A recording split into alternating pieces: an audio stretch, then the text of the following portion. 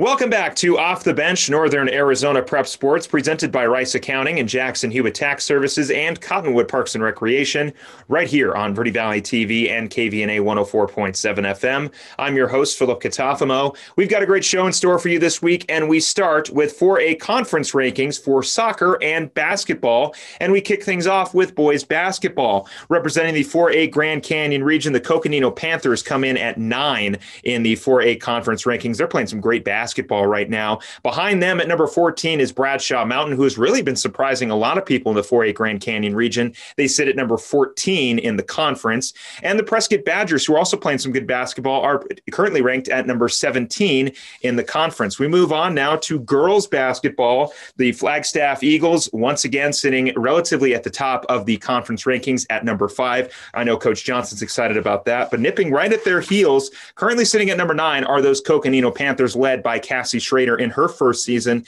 And then number 19, we have Mojave, who has also been playing great, led by the Heath sisters, who are really having a great year in 2021. For girls soccer, it is the Prescott Badgers and Coach Paul Campuzano sitting at number 1 in the girls soccer 4A conference rankings. They're playing some great soccer right now. Behind them, number 5, Lee Williams, also having a phenomenal season. And number 6, Flagstaff, Coach Jones has got to be happy about how her team is playing so far in this season. For the boys soccer 4A conference rankings, again, it is the Prescott Badgers atop of the conference rankings, sitting at number 1, just like the girls program. The boys program is also at number 1, and they're playing some great soccer. For Flagstaff, they're sitting at number 5, and Coach Jenkins, he's got to be happy about how the Eagles are playing, though Prescott is really kind of stealing the thunder from the usual leader of the Flagstaff Eagles. And they, like I mentioned, the Eagles are at number 5 in the conference. Number 11, Mojave Thunderbirds. Number 15, the Mingus Marauders, having a good bounce back season. And number 16, the Lee Williams Volunteers. And that is going to do it for our conference rankings here in the 4A. We have got a great show in store for you this week. On the other side of this break, we will talk with Mingus Union High School Vice Principal, Dr. Justin Hartman, who will tell us about his connections with wrestling, as well as how he became an AIA official. Then we'll be joined by Coconino Wrestling coach Mike Schmieder, who will give us an update on the Panthers season so far. But on the other side of this break, we'll be joined by Coconino High School girls soccer coach Isaiah Veale, who will tell us why he feels his program is going to start turning heads in the 4A Grand Canyon region. All of that and a whole lot more right here on Off the Bench. Don't go anywhere. We will be right back.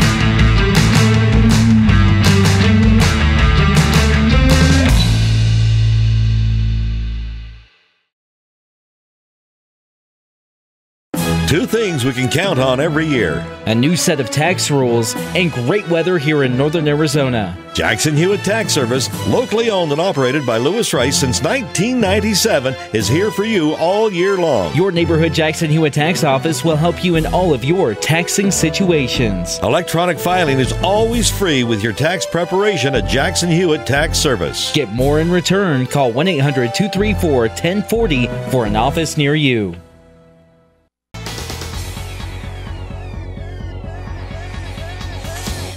Welcome to Off the Bench, Northern Arizona Prep Sports, presented by Rice Accounting and Jackson Hewitt Tax Services and Cottonwood Parks and Recreation. I am joined now by the Coconino High School girls soccer program coach, Isaiah Veale. Coach Veale, welcome onto the show. Thank you for having me. Happy to be here. Well, we're happy to have you, Coach. You started your career. You're not new to Arizona. For those who do not know Coach Veale, Coach Veale attended Saguaro High School as a student, and then took his talents to Oklahoma Wesleyan University to play as a player and then as a coach, which we will get to here in a little bit. But Coach, let's just start from the top. I mean, what got you started in soccer? What sort of started that passion for playing the sport of soccer? The story is told that the first time my grandparents came to visit, I was in the crib and my grandpa put a soccer ball in my crib, and it's been with me ever since. Very nice.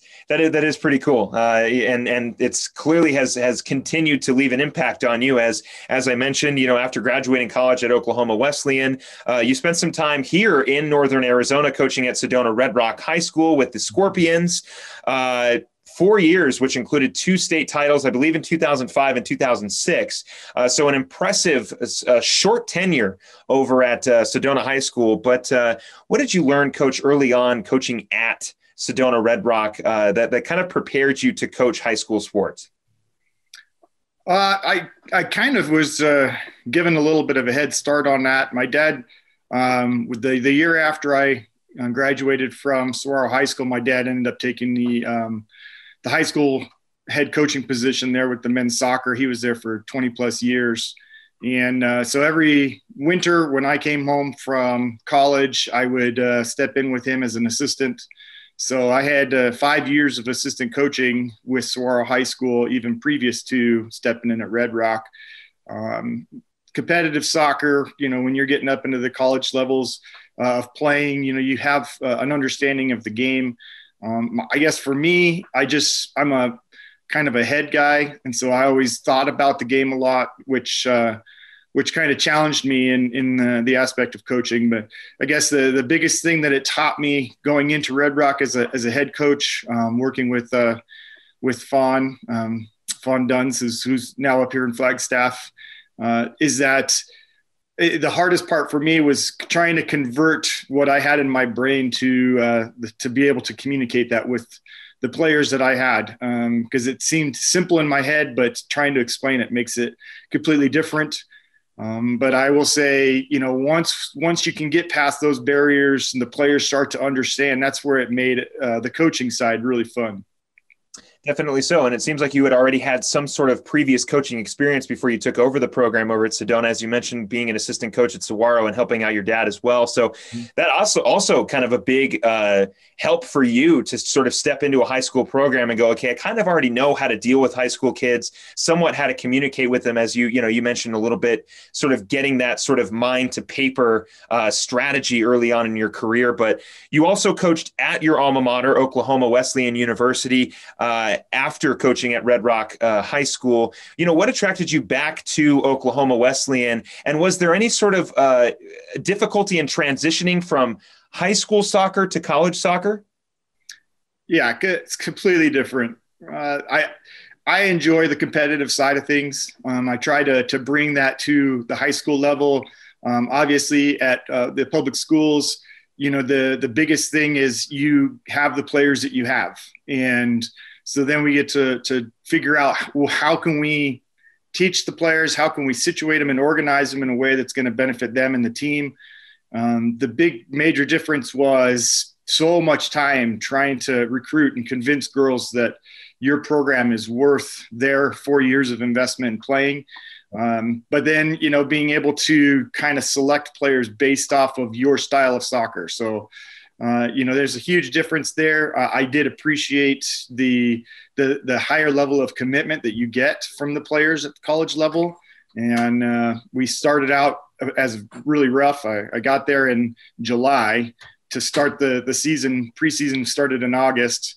And so I didn't have a lot of time. I kind of hit the ground running. Only had we had 9 players on the roster when I got there, and we were supposed to start in a month. So it was challenging and trying to help the girls understand. But by the time I left there, it's a competitive program, and they've continued to be competitive with their girls program. And it's kind of nice that we were able to kind of turn that tide around there. Shortly after, I believe you had already been involved with Flagstaff United, the club team that's up there. But just I'm more curious, was there anything that you were able to take from coaching in college that you were able to translate into the high school realm? Obviously, in college, you can do a little bit more recruiting. It's a little differently because the rules are a little different. But is there anything specific that you were able to translate from Oklahoma Wesleyan that you use in your strategy now when coaching over at Coconino? Yeah. When I was at Red Rock, we kind of had an idea of how we wanted to play. Going into college level, it really challenged me to build more of my philosophy of how I want my teams to be. So that gave me a bigger framework to be able to bring a specific philosophy into Coconino. We appreciate the girls that are there. I got to say, we have a great group of girls. We have great families, and their buy-in really makes it possible. But, this has been our second year, and not just the second year, but tough year. It's been really satisfying to see these girls really kind of buy in. We have a lot of girls who'd love to be here, even who aren't even here. But just trying to help the girls understand that we got to keep the positive aspect of it. Right. We trying to instill in our girls quickly on from freshman year when they first get there, that we try to control the things that we can control and not focus on the things that we can't. And that's one of the things in the college level that was so important to understand. Can't change the way a college works, can't change the rules that are there. There's certain things that you just have to play underneath and understand, and focus on what we can do to improve every day. Coach, as you mentioned, not too long ago, you stepped into the program coaching at Coconino High School. What sort of attracted you to the position and staying up in the northern part of the state? Our family's pretty settled here in Flagstaff. So I had been wanting to get back into the high school level. Part of the process of coaching for me was that I had so many great coaches who had invested in me over the years. I felt like it was, part of my responsibility to pass on what was once given to me. And so I try to invest in the next generation. My dad is coaching with me. He retired down there in Sedona or in Scottsdale, moved up here to Flagstaff, and he and I are coaching. So he coaches the JV program and is assistant with the varsity. And it's something that we've wanted to do together, was to be able to coach again. The opportunity kind of arose. We had been looking at it for a couple of years, kind of discussing whether we wanted to step into it.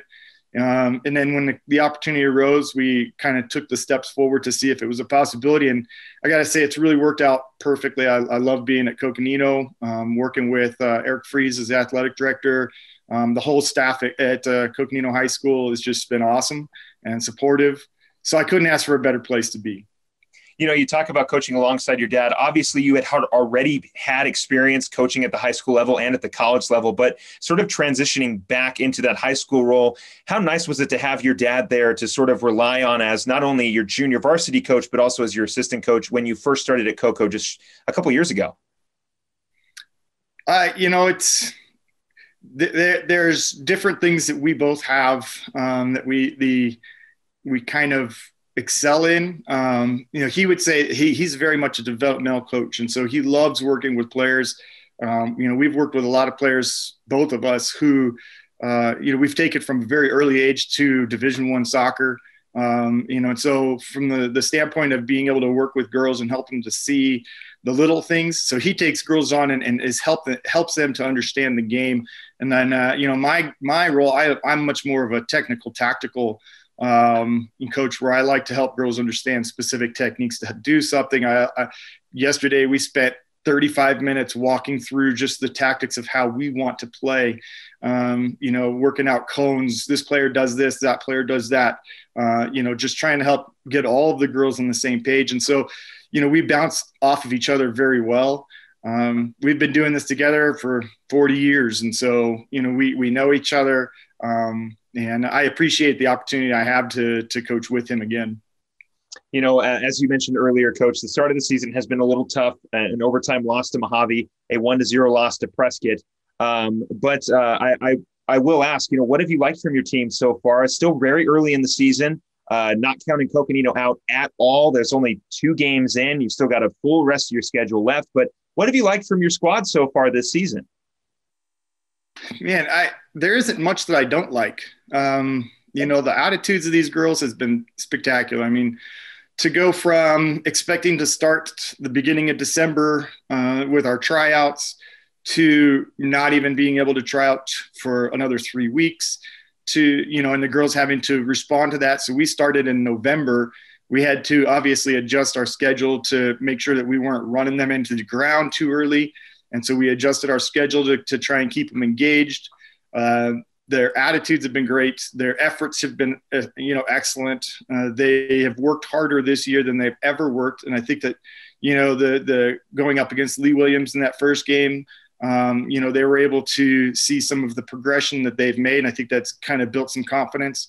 Playing against Prescott, we know every year our conference is, if not the toughest conference in the whole state for 4A, it's one of the toughest conferences. We've, already warned the girls, that it was our first 4 games potentially. We did reschedule Mojave for this next Monday, but our first 4 games we're going to be against teams that more than likely will finish in the top 10 in the state. And so we call this season a trial by fire, and try and warn the girls, hey, we're going to fight for this. We're going to get in. We're going to try and play our game and not allow another team to dictate what we do, and focus on us. And let's see where the ball falls at the end of the day. But the efforts against Lee Williams, at one point, we were 2-2 in regulation. We were actually winning 3-2 in overtime, and got to give Lee Williams credit. They're always a tough team. They came back and they scored the 3 goals in overtime. And so, we've had some learning experiences from that. And then stepping into Prescott, we knew it was going to be tough. And you got to tell you, proud of our girls. We weathered the storm. We at the end of the day, we were proud of the 1-0. Last year it was 8-0. So, just that in and of itself is a step forward. But we really played straight up. We're trying to help these girls understand the different level of game. Because last year a lot of people in soccer want to say it's called parking the bus. We kind of kept a lot of girls behind the ball and tried to keep teams from scoring. And when we played Prescott, we didn't create as many chances as we'd like, but we made them honest. We kept them honest. We made them work for what they earned. Coach, you talk about this year being a trial by fire, and you say last year it was 8-0 against Prescott. This year it's 1-0, and you're right. It was Lee Williams who you guys had lost to in overtime, not Mojave. My apologies. But I'll tell you this, the effort has not gone unnoticed. I had Coach Paul Campuzano on the program last week, the girls soccer coach over at Prescott, and he specifically mentioned that Coconino was significantly improved from when they were last season. And you can see it in the score going from 8-0 to 1-0. That is tough. Prescott, you talk about the 4A Grand Canyon region being tough. I mean, I know Mingus isn't included in this year, but they were a playoff team last year. You've got Flagstaff, who won state last year. Prescott's always in the playoffs. Lee Williams is playing quite well now. You guys are starting to make your turn. So I want to ask you, Coach, do you feel like now Coconino is starting to make their presence reestablished in the 4A Grand Canyon region? Do you feel that your program is starting to turn the heads of a few of those top usual playoff teams? I mean, that's our hope. When I came in, I told the girls from day one that if you're going to be a part of this program, our goal is going to be the same every year. We want to compete for state championships. There's a belief, and that's one of the main words that we've been talking about this year with our program. There's a belief that has to happen. And last year, we started that process, and they saw a progression from last year, from the year before. And the experience of our seniors was completely different last year. And they were happy to have a great season to end their high school career. But ultimately our goal is to compete with these teams. We know that right now we're still on the bottom of the rung. Last year, we finished last in Grand Canyon, even though we had an improved year. This year, we know, it's one thing to compete against these teams. Our goal is really to turn that table and start to show not just the Grand Canyon region, but the whole state, the Coconino's program. I said yesterday, we know that Prescott's always going to be tough. We know that Flag High is always going to be tough. This year we have Notre Dame prep on our schedule in a couple of games. We know they're going to be tough. We want other teams to think about us that, oh no, we have to go play Coconino, and that hasn't been the case. And we're trying to turn that tide, but at the end of the day, we're just trying to compete. I mean, that's really what it's about. We want these girls to believe that they're good and that they're capable of playing with any team in the state. And, hopefully they take that message on, and, hopefully today against Flagstaff is going to be another one of those turning points. We know, being Coconino and Flagstaff, we know exactly who they are. They know exactly who we are. Nobody's going to surprise, the other team. It's just going to be a battle. And At the end of the day, I love that our players, both sides of the field, are going to be able to, we won't be able to do it this year, but most years we'll be able to shake hands and, give each other high fives and congratulate the winner and that who that is. We hope that, it won't be like the last 9 years and we could turn the tide and find a W out of it. Well, Coach, we're excited. As he mentioned, the Flagstaff vs. Coconino game here on February 4th should be an exciting one as usual. Of course, there aren't as many fans in the stands as we usually would love to see between those battles between the Eagles and the Panthers. But Coach Isaiah Veale of the Coconino Panthers girls soccer program. Coach, you're doing some wonderful things over at Coconino, and I and many other people in the 4A Grand Canyon region are taking notice, and we're looking forward to seeing sort of the rebirth of the Coconino girls soccer program, and you're doing some great things. And best of luck in the game tonight and moving forward for the rest of the season. We look forward to speaking with you again. I really appreciate it, and thank you for the time to be on. Of course, Coach. We're going to take a break, but off the bench, we'll be right back. Don't go anywhere.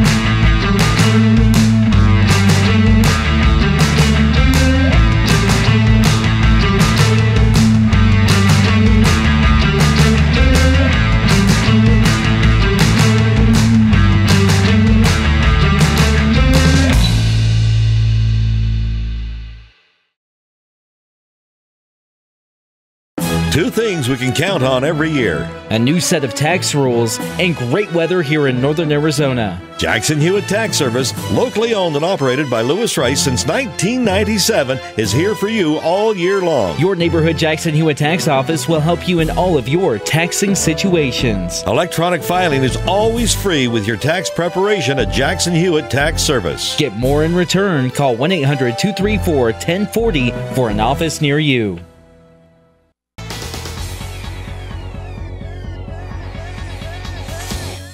Welcome back to Off the Bench, Northern Arizona Prep Sports, presented by Rice Accounting and Jackson Hewitt Tax Services and Cottonwood Parks and Recreation.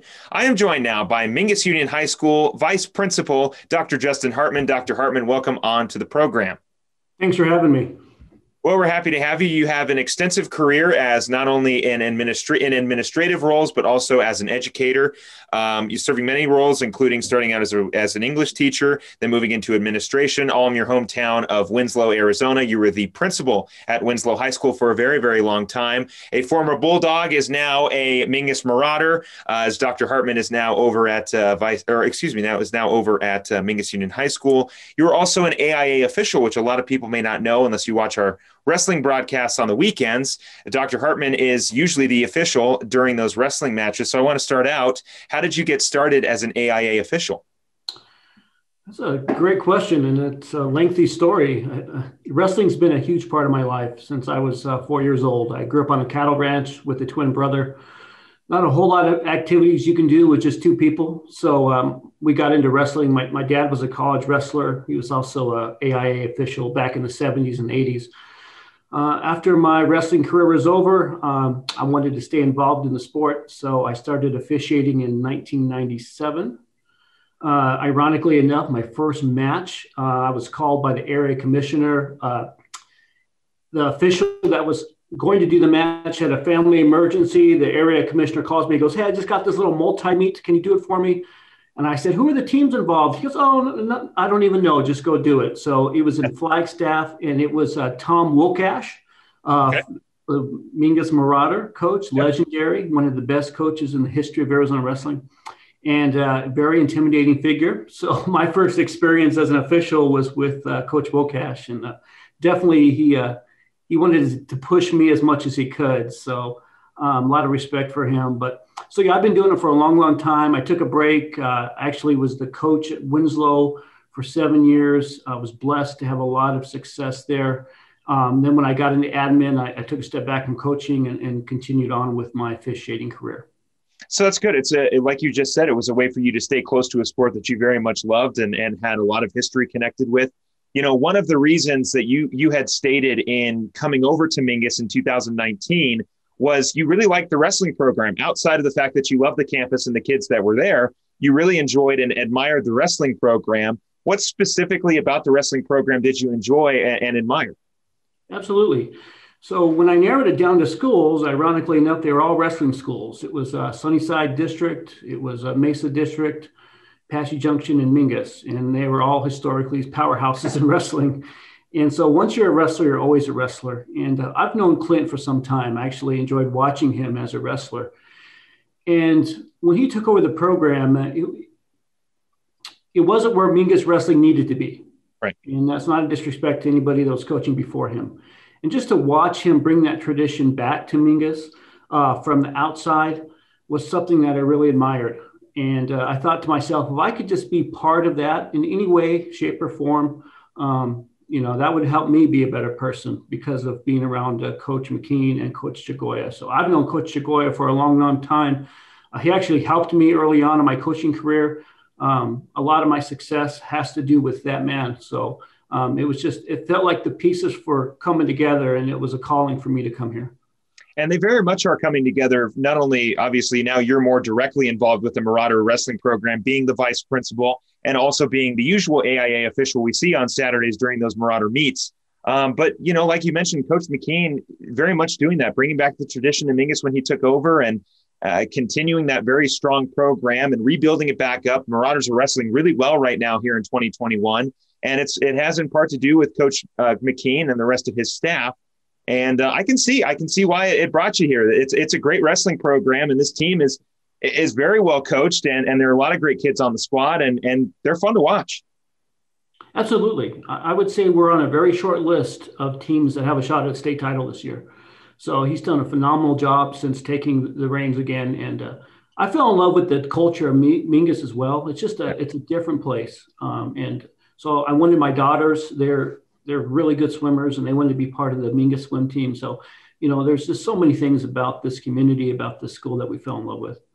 Of course, Coach Gretchen Westbrock, who has been on the show as well, the swim coach over at Mingus Union High School, another very strong program over at Mingus. And, you talk about just sort of that tradition with Mingus and going to that campus.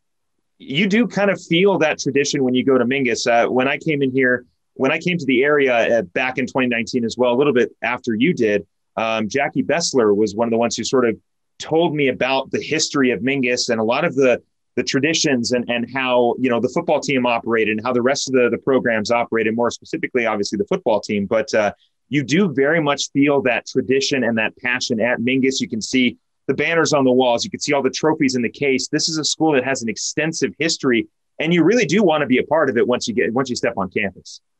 The second I stepped on campus, they say that culture is the unwritten curriculum and unseen curriculum. And the second I stepped on this campus, I could feel it and wanted to be part of it.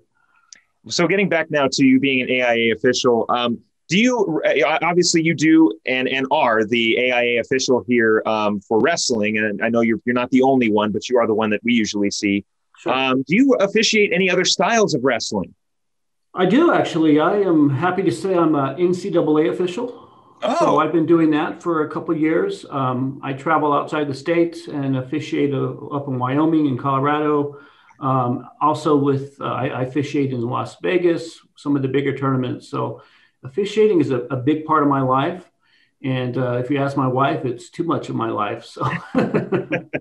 Oh, that's, you talk about being an NCAA referee. Are there any differences that you've noticed in officiating high school wrestling compared to the college levels?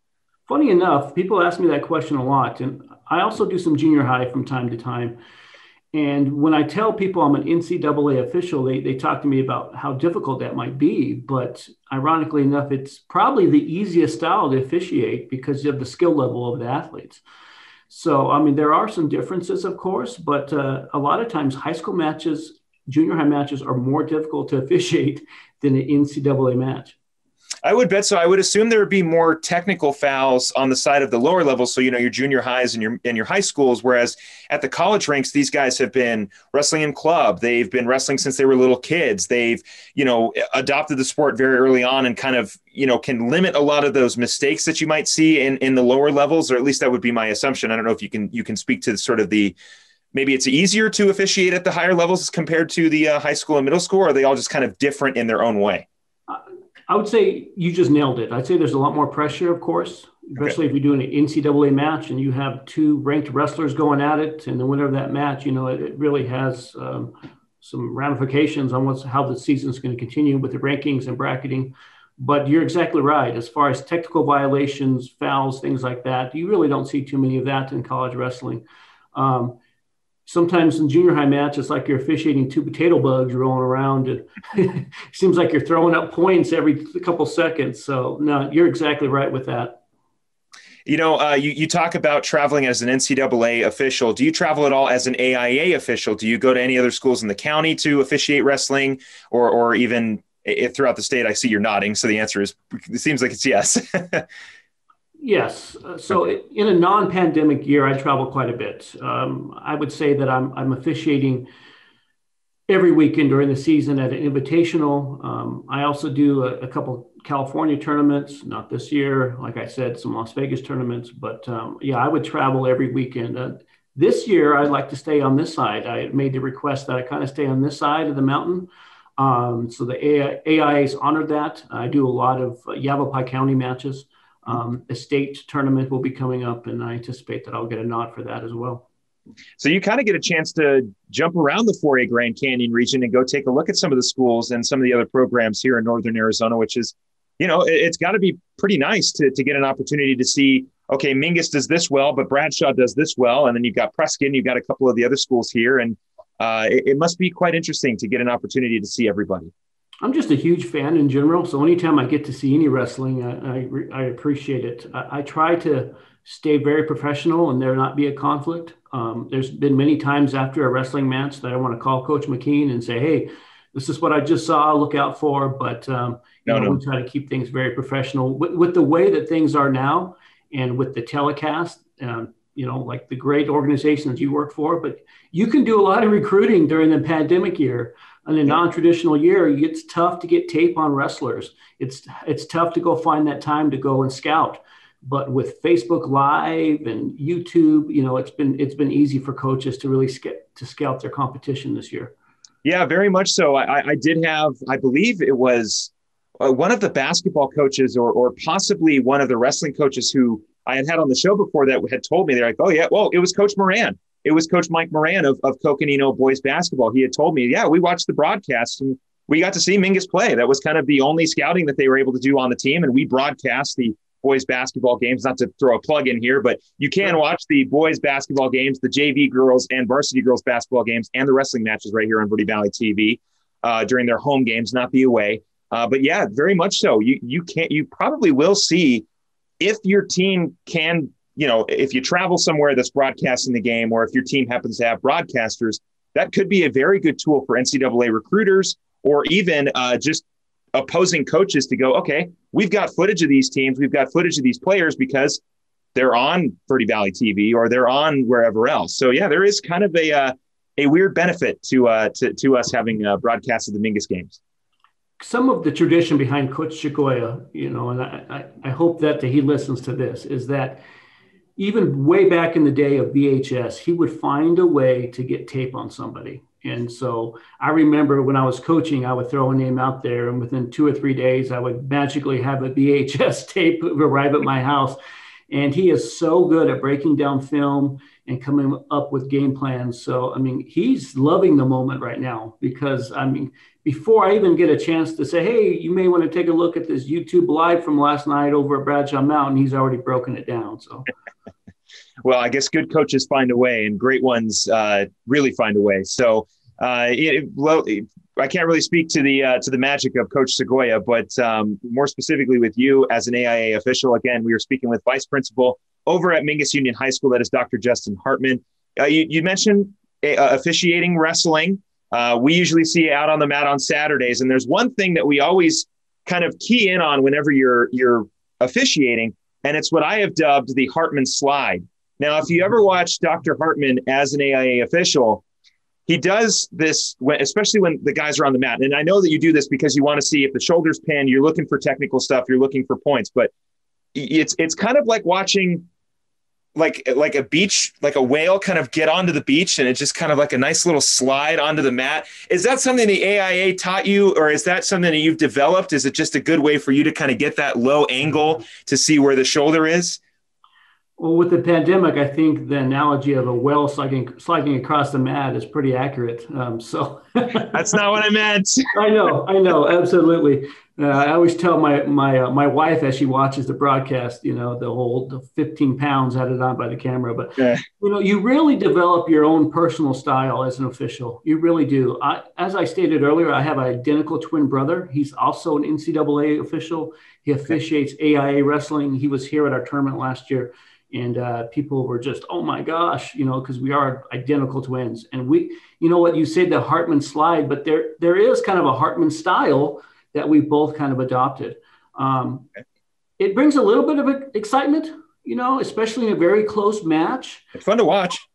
Yeah. And so, some of the older officials may frown upon it a little bit. We're definitely not trying to bring any attention to ourselves, but it is a style that seems to be somewhat popular with the coaches and the fans. So yeah, it definitely, and I use that so I can really get in close, seeing what the action is. And it's fun. It really is. But well, I can tell you, we definitely enjoy it on Verde Valley TV, seeing that you should get a trademark, to be completely honest. And if you ever create some sort of brand, that's what the logo should. That's your Jumpman logo. That's your Jordan logo. Is you sliding in and checking to make sure that somebody's shoulders down or something close to that. But like I mentioned, you're an AIA official. Do you officiate any other sports outside of wrestling? I do not. I was a football player, wrestler, but I strictly do wrestling, and that's it. And that consumes my time. And, if I were to do another sport, then I definitely would be sleeping outside. So I tell you that. So, my wife's been very supportive, and I appreciate the support she gives me during the wrestling season. Well, that's great. And it sounds like you're keeping the tradition going. As you mentioned, your brother is a wrestler as well. You're just one of the many great officials we have here in Northern Arizona. And it's been great getting an opportunity to get to know you a little bit more throughout the wrestling season, Dr. Hartman. And I want to thank you very much for coming onto the program and sharing your side of things as an AIA official and a vice principal over at Mingus Union High School. I know this year has been very tough on a lot of people, but I've got a lot of respect for educators and people in the AIA for just making sure that the season goes forward as best it can. And like I mentioned, I know the year's been very, very hard, and I thank you for all that you've done to make sure that this season and the school year is somewhat normal. Well, I appreciate that, and it has been. It's been tough on all the stakeholders, and the most important thing is that we stay together in this.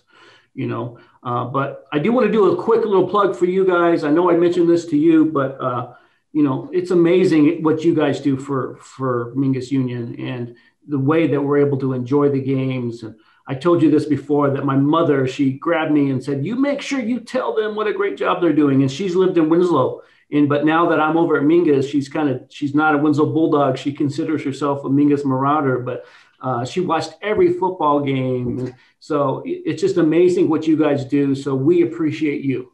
Well, we appreciate you guys being so open and allowing us to be on campus. And thank you again for coming onto the program. And we look forward to seeing the Hartman slide all season long here on Verde Valley TV. And Dr. Hartman, again, thank you very much. Thank you. We're going to take a quick break. When we come back, we'll be joined by Coconino boys wrestling coach Mike Schmieder to talk about the Panthers season so far. Off the bench, we'll be right back. Don't go anywhere.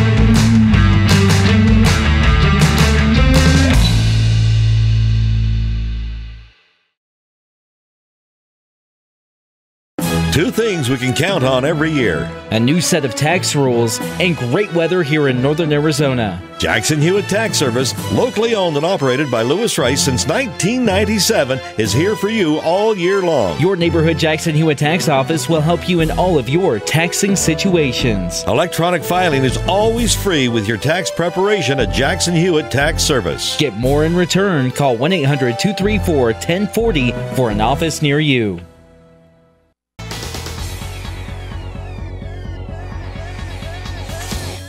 Welcome back to Off the Bench, Northern Arizona Prep Sports, presented by Rice Accounting and Jackson Hewitt Tax Services and Cottonwood Parks and Recreation. I am joined by a familiar face of the program, though it has been a while since we have talked, the Coconino High School boys wrestling coach and I guess you could say 4A Grand Canyon wrestling legend, Mike Schmieder. Coach Schmieder, welcome back to the show. Thanks for having me back.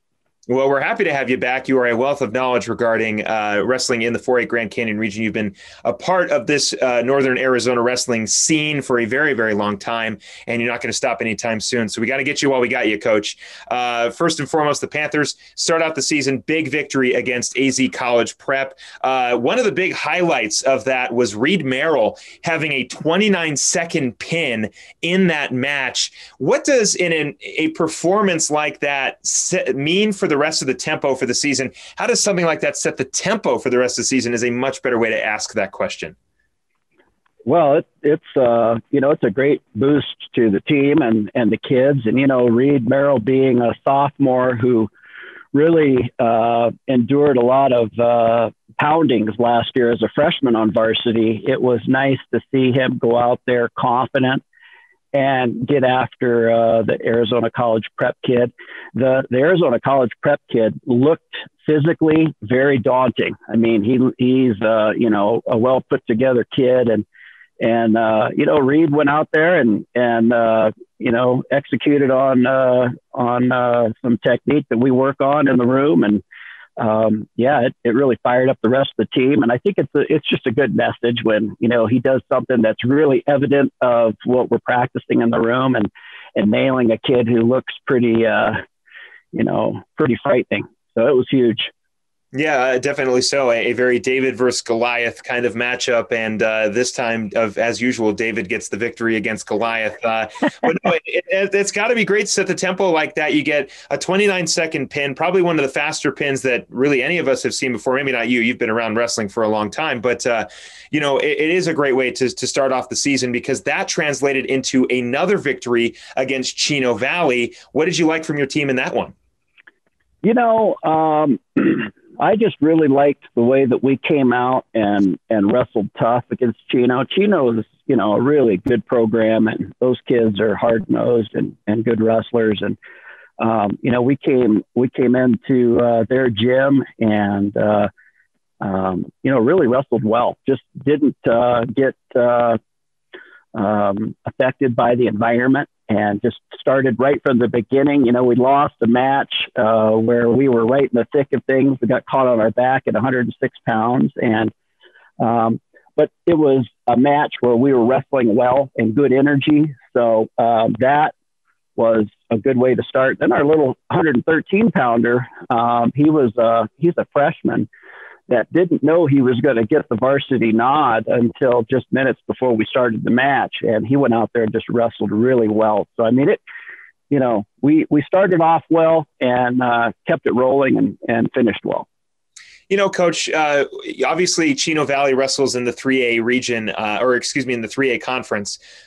You're probably not going to see them every year on the schedule. As you mentioned, Chino Valley does have a very strong wrestling program, but do you notice any sort of any real differences between wrestling at 4A compared to 3A? As you mentioned, Chino Valley, a great, strong program that probably could wrestle at the 4A region, but that doesn't necessarily mean the same thing for everybody else in the 3A.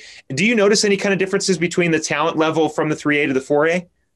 So, one thing to keep in mind, wrestling doesn't necessarily align with the 4A and the 3A. So we're in Division 3. That's right. And our section has historically, at least in the last handful of years, included Chino Valley. And last year, Chino Valley won our section, and we were on their tail. We finished second in the section, and Mingus was right on our tail. And so, those three teams were the top three teams in the section. And we held that into the state tournament. Chino had a really good state tournament, I think they finished third, and, Mingus was fifth and we were eighth. So, your question about smaller schools versus, larger schools like Coconino, I really feel like wrestling in Northern Arizona is a cut above in terms of parity. We're going to go wrestle St. John's on Saturday. They're a very small school, and I'll tell you what, they've put it to us in years past. And, we've gone back and forth with them. They've had some really outstanding teams that could stand up to, a 5A or a 6A in wrestling. It would be a Division I team. And so, I think a lot of good wrestling comes out of smaller towns where they have continuity and they can grow kids from an elementary school program into middle school and then into high school. And so they may not have the numbers, but their quality of wrestling is outstanding. And Chino Valley falls right into that. I mean, those kids are always, they're well coached and scrappy. And, that goes for St. John's, and we're going to get a taste of that on Saturday. Yeah, it should be a lot of fun. And of course, I do prepare for these interviews in case anybody has any questions about that. I just forgot to write down that there are differences between some teams compete in the 4A region, some teams compete in the divisions. But thank you for the clarification on that, Coach. I really do appreciate it. Hopefully it won't happen again the next time we bring you on. But you mentioned Reed Merrill playing quite well. You mentioned you had a freshman come up this season. Anybody else really standing out? Anybody really kind of making that turn to being a state contender on your team? Yeah, we have a sophomore in Cooper French. He was fourth in the state last year as a freshman. And, he's put a lot of time in the off season. And, I really feel like he is positioning himself to make a run at a state title this year. He is a real scrappy, technical wrestler. And so I've got a lot of high hopes for him. And he's really doing a great job in the wrestling room, setting the pace and the tone. He's hungry. And, we've got a couple of other state placers from last year's team, and Tony Hernandez and Nicholas Phillips. Both of those guys kind of understand what it takes to get on the podium at the state tournament, having already done it. Having Pedro Billups in our room last year and then seeing what he put himself through to get on, the top spot on the podium has been really great, because our practices, even through this COVID craziness, have been really productive and solid. And so, those guys that are returning state placers, I've got a lot of high hopes for them as we venture into a pretty compressed, intense dual meet season before the section tournament, the state tournament. We've also got, we're starting a freshman on varsity as well in Cooper French's little brother, Bridger French. Okay. And he did not have quite the middle school career that his older brother did, but he is a talented athlete. I mean, just athletically, he's a really gifted young man. And being in those lighter weights in our wrestling room, you can't help but improve just because of the other kids that are around him. So he has really been on a trajectory of improvement just since coming into our room this year. So I've got high hopes for him as well as a freshman, as our only freshman that's on the varsity lineup this year. A very strong squad, it sounds like, Coach, and a relatively youthful one as well. A lot of teams obviously having to, with COVID-19, there's obviously reasons for smaller rosters or larger rosters, whatever the situation that the school happens to have. But you kind of find yourself in a good position having a lot of your stronger wrestlers be at the younger ages. You mentioned freshmen and sophomores. It just makes the rest of the program moving forward one to continue to look out for, as Coconino is usually at the top of their division every year. and usually does have a couple state qualifiers or even a couple state champions, depending on the year. But the youth is really kind of quite strong over in Coconino for you, Coach. But you talk about practice, and I don't mean to go to Allen Iverson and focus too much on practice, but obviously with the masks, wrestling with a mask on is quite difficult. Has there been an emphasis more on conditioning? I asked Paul Campuzano last week, the girls soccer coach for Prescott, the same question. And I wanted to ask you on the different side with wrestling, where it's a bit more, body to body. You're lifting a 100 or 13, or in some cases, a 200-pound person, and you're wearing a mask in front of that. Has there been an emphasis more on conditioning or strength to keep those guys wrestling for 3 straight rounds if needed? Yeah, I mean, it's been challenging. It really has. That's an adjustment that as a coach, I've never had to prepare for. And, we early on before our Arizona College prep match, we had been pretty loose with the masks, and we've become very structured with the masks now. I mean, we're really on the kids to make sure that they're covering their face. And so we're going through the practices to where, it's a worst case situation where, we're breathing hard and having to deal with, some oxygen deprivation as it appears to me. So it's been difficult. It really has been. And, I think it's just an adjustment. Right. The kids have had to adjust, and it wasn't easy at first. They were pulling their mask down a lot initially in practice, and we've really been on them to maintain that, because it's really about preparing for race day. If you got to be in your mask on during a match, you got to be practicing with it. So anyway, we're adjusting, and I think that it hasn't necessarily changed our conditioning regimen. Right. We're just doing it with masks. Okay. Yeah, no, very much so. And it seems like, as you mentioned, you guys are obviously focusing more. They're in the mask. You're factoring it into your preparation. You guys are working around it. I will say, Coach, you might have to follow me to the gym sometimes, because I do have some trouble when I'm on the treadmill pulling that mask down, trying to catch my breath. So I might need Coach Schmieder pushing me a little bit more on the treadmill to keep that mask up. But Coach, obviously with COVID-19, there is the unfortunate side of things which revolve around cancellations.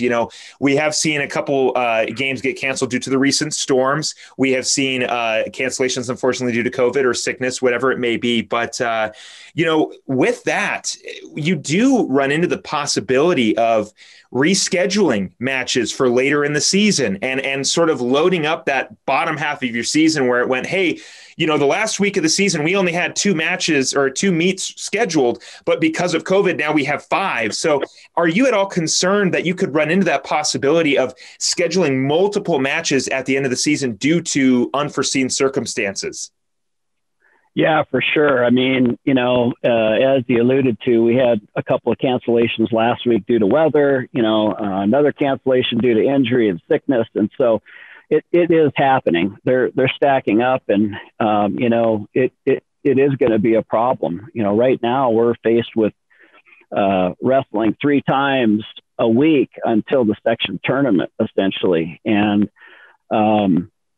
that's barring any other cancellations. So it's a challenge for sure. And I am a bit worried about it because, if I had my ways, I'd be a little bit more strategic in how we set up our schedule and what we're doing those last couple of weeks going into the section tournament.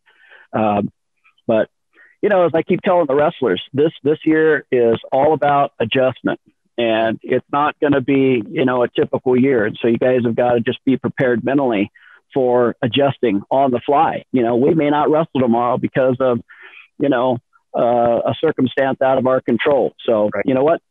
No big deal. We're practicing. We'll get back on the road the next day. We'll go wrestle. So, yeah, very much so. You do have to take it one step at a time, and you do have to roll with the punches. But it seems like you guys have been able to, maneuver those cancellations, maneuver the mask wearing, and continue the rest of the season. Coach, I've just got a couple more questions. Again, we are joined by Coconino High School boys wrestling coach Mike Schmieder. Coach, JV program. How are we looking at the lower levels right now? You are in a good position having a JV program, unlike a few of the other schools in your division. But how are you liking the lower levels so far? It's it's an important component, right? To maintaining a competitive varsity program, you've got to have those younger kids kind of going through the paces. And with our COVID restrictions, we've been limited to the number of kids that we can have in our wrestling room. So we've been running 2 practices, kind of a varsity and then the JV and freshman. And historically at Coconino, we've lumped them all together. And, we felt like that was a real benefit. But, I'm finding that having them split and being able to focus on those younger kids has also been beneficial. It gives us a little bit more one-on-one time. And, I think it's been important for them to kind of feel that connection with us as coaches and not be, one of the many in a room. So that's been good. I will say that we've really been active trying to get younger kids out. And, I think with this COVID circumstance, there's a lot of kids that we had last year that didn't come out this year because of the concerns with COVID, which I, appreciate and respect, the family decisions to not do it. But I also have seen parents really appreciative, since we are all online, to have an environment where these kids can come into, the school and have some, socialization with, other students. And I'll tell you, the other thing too is there's a lot of kids that really need something to attach to so that they're getting their grades and, keeping their eligibility. So, we've been a little bit looser on, some of the requirements around practice because of grades and things and COVID. But, I think in the end, it's really more important that they feel that connection and, have a reason to maintain academic standards and, coming on campus. So it's been good. I'm really happy with our numbers, honestly. Yeah, in a great position right now to continue their success for the rest of the season. Coach Mike Schmieder of the Coconino High School boys wrestling program. Coach, best of luck against St. John's, and thank you very much for coming back on the show. We look forward to speaking with you again as we get closer to those state qualifiers. Sounds good. Thanks, Philip. Always a pleasure talking to you. Always a pleasure talking with you too, Coach. We're going to take a break. We'll have more show for you on the other side of this break. Don't go anywhere. Off the Bench. We'll be right back.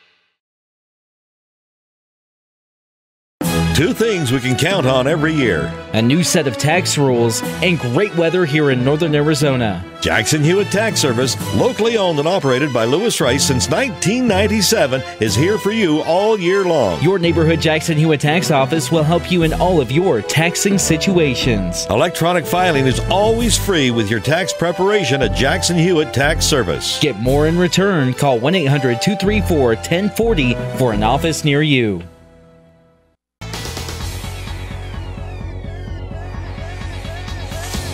Welcome back to Off the Bench, Northern Arizona Prep Sports, presented by Rice Accounting and Jackson Hewitt Tax Services and Cottonwood Parks and Recreation, right here on Verde Valley TV and KVNA 104.7 FM. I'm your host, Philip Catafamo. I'd like to thank all my guests for coming on the program this week. I'd like to thank you for watching and listening along. We've got a great show in store for you next week, including interviews with Blair Hillig, the basketball coach over at Bradshaw Mountain. Their boys program is doing phenomenal this season. We'll also be joined by Cassie Schrader, Coconino High School girls basketball coach, and Mike Jenkins, Flagstaff boys soccer coach. Should be a great show. And of course, we will keep you updated all season long on the 4A conference rankings. All of that and a whole lot more on the next edition of Off the Bench. I'm Philip Catafamo, wishing you a great rest of your week, and we'll see you next time.